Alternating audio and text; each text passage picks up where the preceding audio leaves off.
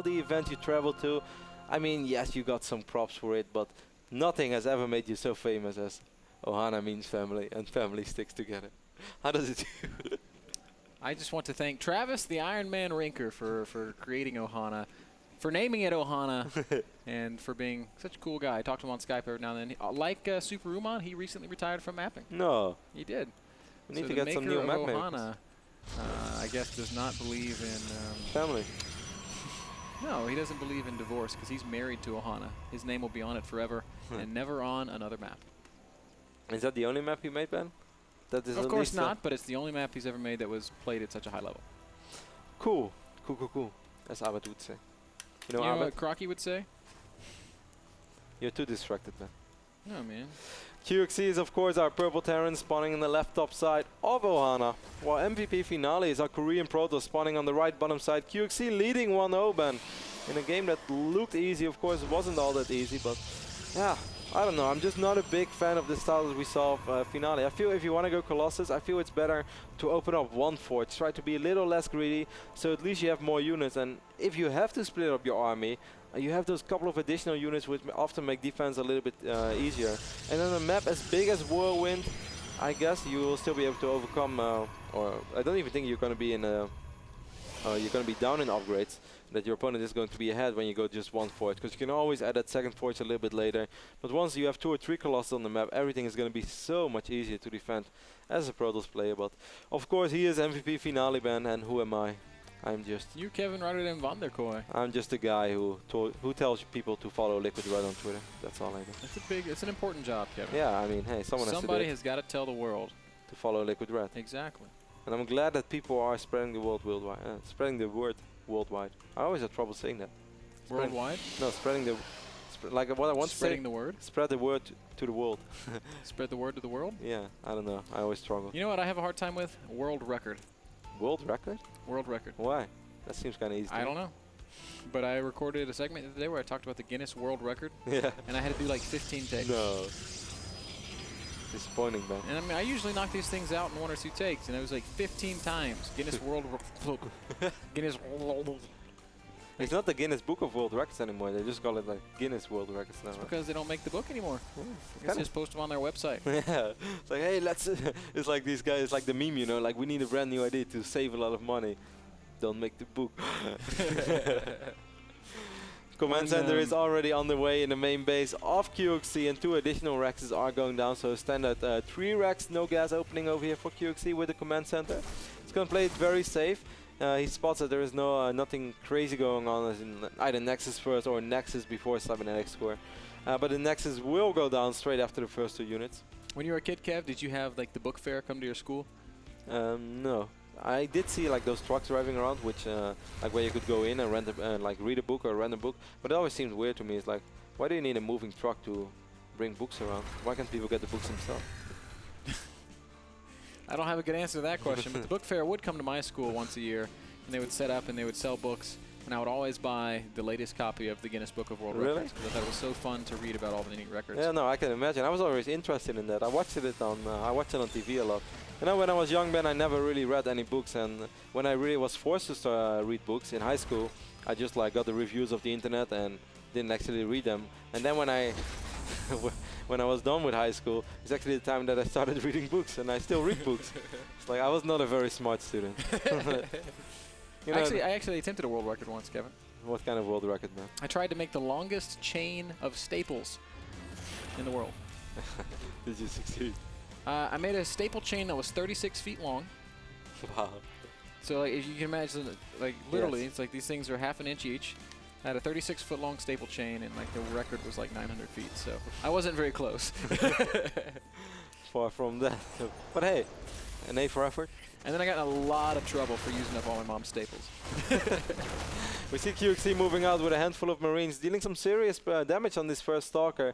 Finale is bringing in his additional Stalker right now. With a Zealot, he should be able to deal with it, as he will be able to micro his Stalkers around. But good focus fire over by QXC, as he picked up the Zealot, and now he's even pushing back the Stalkers. Yeah, nice control by QXC. Trades a Marine for a Zealot, but at this point he probably wants to think about going back home. Finale's still dancing around nicely with his Stalkers, but he's lost all the shields on both of them. Warp gates are already banned, so he would be fine in either case. And one observer is out on the field as well. First Forge is being warped in, double Forge is being warped in, so it seems like Finale is going to roll with the same build as we saw from him before. I'm curious to see how he's going to execute it, Ben. Now I would say in this map might be a little bit easier to defend your main and your natural. And you might feel more confident as well, even though I can imagine that Finale played a lot of games on the Whirlwind, as he is of course a Korean player. And I feel that Korean players have more experience on Whirlwind than foreign players do. But it didn't look like it in the previous game. QXC seemed to have a really good grasp on the map and the matchup. And, you know, I like his position here once again. Finale is playing this very greedy, upgrade-centric style. And if we see him go, yeah, he's gone Robo Bay again and Twilight Council again, the exact same build. It's 100% the exact same builder. He's going to destroy these destructible rocks right now, so it's going to be a little bit easier for him to move around. QXC so far, Ben, is doing the exact same thing as well. His medevacs are really quite quick. The observer is going to spot it right now. Unfortunately, QXC was supply blocked for a little bit, but we're going to pretend we didn't see that. That was just a few seconds. Yeah, very short, small supply block. He's onto this observer. I don't think he's going to be able to kill it in time. And I think we're going to see QXC make a push here with 2 medevacs +1 and combat shields. And that's going to be pretty similar to what we saw in the last game. He's going to have to deal some damage though, as he's not producing SCVs right now. Just now starts producing again. He's 8 workers behind. That's quite a bit. And certainly considering the fact that Finale is working off double Forge with the first push ban, QXC is going to have to deal some damage. Absolutely, Kevin. And this time this first Colossus is... I think it's a little bit quicker. Close. It does look a little bit quicker. QXC marching across the map once again. Small supply block. He does have 2 depots finishing up though, so he does have the freedom now to once again make more units. He has observers in pretty good positions. So close. Colossus. I mean, if the Colossus comes out, then Finale should be just fine. Yep. Certainly because QXC is so marine heavy, as he only has 2 Marauders on the field right now. 2 more are in production, but they won't be joining in that first fight if it is going to happen. So Finale looks a little bit more safe this game, Ben. No thermal lens, by the way. It seems like he just wants 1 Colossus to be able to deal with this push. QXC is going to go ahead and... Ooh, I thought he was going to commit to it there. It was really in a dangerous spot. Look at Finale, Ben, going for the 3 base already. How in the world is he ever going to hold this? Well, with that 1 Colossus, because QXC is so marine heavy, he will be able to hold this for now. He's resisting charge. QXC is very smart, using a beautiful concave up on the high ground, but Finale is not going to fall for that trap. And it's not going to squeeze through this little choke. Yep, nothing killed there. As QXC forced to disengage once again. He is starting to produce his first Vikings. Over here, the big medevacs loading up 16 Marines and a couple, well, it's just 16 Marines loaded up into a couple of medevacs. And QXC is going to see if he can find an opening. Meanwhile, back at home, he does have a 3rd command center building, but it's going to be a long time before it's complete. Economically, Finale's in a great position.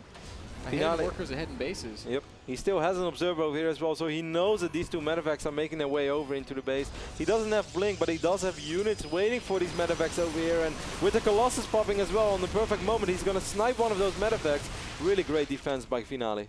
Yep, perfectly done there. Gets a few units for free. At the same time, QXC is going to once again unload in the back of this 3rd base. Nexus is finishing, so QXC wants to kill it, but the army of Finale is right there. That's not going to work, QXC. The Marines do have a lot of DPS, but I don't see this work, man, with 2 Colossus there. And a force field going to go down as well, and QXC forced to give up 8 of those Marines. Blink not going to happen. No, he doesn't have blink yet. He went for charge first this game. Upgrades continuing to spin for Finale. He's already working on 2-2. That's really nice. I mean, now the double Forge, of course, is really kicking in. And I guess the reason why he's opening up Colossus, Ben, is, or well, at least why he feels more confident or safe with this, is that if his opponent opens up very marine heavy, most likely double reactor early on, as he has 2 reactors on these racks as well. Not sure if it was double tag lab or 1 tag lab and double reactor opening. But of course, if it's very marine heavy, then it's a lot easier to deal with that. If you just have 1 Colossus in the mix, than it is with charge lots. Because even if you have a lot of charge lots, you really need to fight or find like a good position to actually engage those Marines. Because if they are in the choke point and the Marines or the medevacs are above them, even charge lots can kill them. Now, Kevin, after the previous game, we're maybe a little bit critical of Finale's choice in builds because of some of the vulnerabilities it creates for itself in the earlier phases of the mid game. But here we see a situation where he's made it successfully through that mid game, and now he's looking so strong. Do you think there's anything QXC can do to really bounce back here. He's going to try to force a fight right now. That seems not very smart, as I think Finale is pretty well prepared for it. Perhaps QXC feels like he needs to make something happen, but I don't think he really does. The upgrades favor Finale right now. QXC is still working on 2-2, and he has his 4th command center on the way, and I think this is the reason why he's not really committing to anything right now. He's just dartling around, perhaps trying to scare Finale a little bit. It's always good to be out on the map and scare your opponent rather than just let him sit back. And if you sit back in your base plan, your opponent is going to be as greedy as possible. If you're out on the map, even when you're not actually attacking him, he's still going to be more worried than he would normally be. Right now, Finale is just parked right outside of his 3rd base. Wants to make sure that he's able to reach that critical mass that he needs to push across the map and into this game. Interesting, by the way, Ben, that he has quite a few high Templars by now, but I don't think he actually researched Storm, unless I completely missed that, but I don't think I did. Nope. He's not researching Storm, he's just adding in the Archons to absorb a lot of the damage. He has Charge, does not have Blink. Zealot Archon, a very, very strong late game army composition. Certainly when the Viking count is as high as it's gotten for QXC. He's got 6 Vikings out already. He has begun his Ghost production, though. I don't think he ever researched Thermal Lance either. Oh no, actually he did. He waits very long with Thermal Lance. He gets 1 Colossus, then he starts the 2nd Colossus, and while the 2nd Colossus is building, that's the moment where he adds Thermal Lance. Perhaps it is because he feels quite vulnerable because he's playing so greedy that he rather just has a Colossus actually there than get a Colossus and have to delay the 2nd Colossus because he's researching Thermal Lance. So I guess it makes a little bit of sense, but interesting choice of builds. Finale is on the move. He's got 195 supply, nearly maxed out. QXC sitting at just about 175 supply, so 20 supply difference. And it's all in the army supply. What a brutally scary army from Finale. QXC has no chance of holding down here inside the 3rd base. He's going to try and stand and follow him his ramp. He has the Ghost there. He's not EMPing yet. All the Archons are quite clumped up then. If he would have dropped the EMPs a little bit quicker, I think it could have been slightly better for him, but now it's going to be so extremely hard. And of course the upgrade's still favoring Finale. He's lost so much. Vikings not even really able to do with these Colossi and Finale. This is just A-move mode, man. Doesn't even have to do anything. He could walk away from the PC, I think, and he'd be just fine. Just crushing QXC there. GG does get called, and that is all it takes to make a series 1-1. And that's the way that Finale obviously plans out to, or plans these kind of games. When he opens up greedy and he feels as long as he survives early on, he's going to be able to make an extremely sick push where he's going to have an upgrade advantage in any sort of situation. There's just no way that Terran can have the same upgrades as him at that phase of the game, as he had 3-3 by the time he attacked.